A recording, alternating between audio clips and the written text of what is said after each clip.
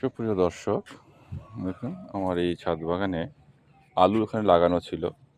এই আলু লাগাবার পর কিছু শাক, লাল শাক এবং কাটোয়া শাকের ডাঁটার বীজ ছড়িয়ে দিয়েছিলাম।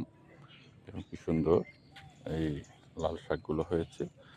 এই লাল শাকগুলো তুলে ফেলা হবে, আর যেগুলো কাটোয়া ডাঁটার শাক আছে এই সবুজ সবুজগুলো, সেগুলোর কয়েকটা রেখে দেওয়া হবে ডাঁটার জন্য। আর এই দিকগুলো ছাওয়া দেখুন, ছায়ের জন্য সেরকম একটা বাড়েনি। আমার এই সেই পুরনো গাছের লঙ্কা আবার লঙ্কা ধরা শুরু করেছে। আর পেঁয়াজগুলো এখন ওঠানোর টাইম হয়নি, মোটামুটি চৈত্র মাস পড়লে পেঁয়াজগুলো উঠাবো। এখনও দেখুন একটা দুটো করে পেঁয়াজকলি হচ্ছে। পেঁয়াজকলিগুলোও নিয়ে নেব।